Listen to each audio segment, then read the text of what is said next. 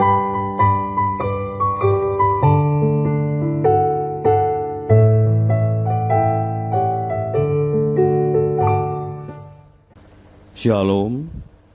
Devosi Ayub pasal 23 dan 24. Masalah tidak akan pernah habis dalam kehidupan manusia. Seringkali kita diperhadapkan pada dua pilihan, kebenaran firman Tuhan atau kenyataan hidup yang begitu jelas di depan mata. Ada begitu banyak pertanyaan yang muncul di dalam benak Ayub, dan Ayub sadar betul bahwa imannya kepada Tuhan Allah bukanlah iman yang dangkal. Bahkan ia sangat yakin bahwa Tuhan Allah tahu seberapa besar ketaatan dan kesalehannya. Kita perhatikan di dalam ayat 10 dan 12. Karena ia tahu jalan hidupku, seandainya ia menguji aku akan timbul seperti emas. Kakiku tetap mengikuti jejaknya. Aku menuruti jalannya dan tidak menyimpang.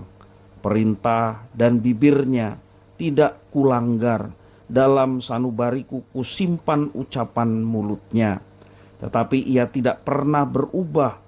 Siapa dapat menghalangi dia? Apa yang dikehendakinya dilaksanakannya juga.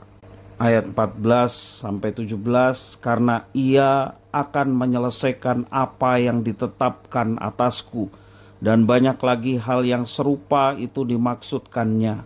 Itulah sebabnya hatiku gemetar menghadapi dia. Kalau semuanya itu kubayangkan, maka aku ketakutan terhadap dia. Allah telah membuat aku putus asa, yang Maha Kuasa telah membuat hatiku gemetar. Sebab bukan karena kegelapan aku binasa, dan bukan juga karena mukaku ditutupi gelap gulita. Itulah pernyataan Ayub. Ayub ingin mendapatkan jawaban untuk segala pertanyaannya, tetapi Tuhan seakan-akan bersembunyi dan tidak bersuara. Begitu pula di dalam pasal berikutnya, yakni pasal 24 ayat 2-24, kita dapat melihat kebingungan Ayub. Orang fasik yang jelas-jelas hidup dalam dosa, kejahatan, memang pantas untuk dihukum oleh Allah. Lalu mengapa ia mengalami nasib yang sama dengan orang-orang berdosa dan orang fasik, seolah-olah mengalami hukuman dari Allah? Terkadang Tuhan Allah mengizinkan kita untuk mengalami hal yang serupa. Ada begitu banyak pertanyaan di dalam benak kita, tetapi sedikit atau bahkan tidak ada jawaban sama sekali. Itu bukan karena ia kejam, tetapi justru karena Tuhan Allah ingin menyatakan kuasa dan kehendaknya di dalam hidup kita. Ada kalanya ketika kita tidak mampu mendengar jawaban Allah, tetapi itu bukan berarti ia tidak bekerja. Pekerjaan Tuhan Allah tidak selalu ditunjukkan melalui penyataan atau perkataan.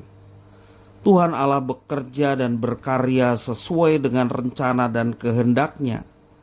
Sebagai orang beriman, kita perlu percaya kepada Tuhan Allah kita.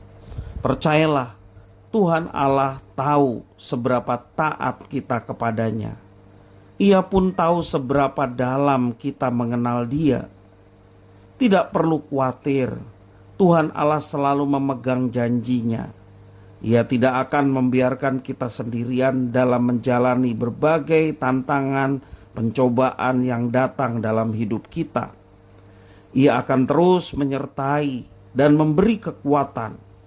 Mata kita hanya bisa melihat kenyataan hidup, tetapi Roh Kudus yang diberikan kepada setiap orang percaya memampukan kita untuk melihat karya Tuhan Allah yang menguatkan dan menyelamatkan kita.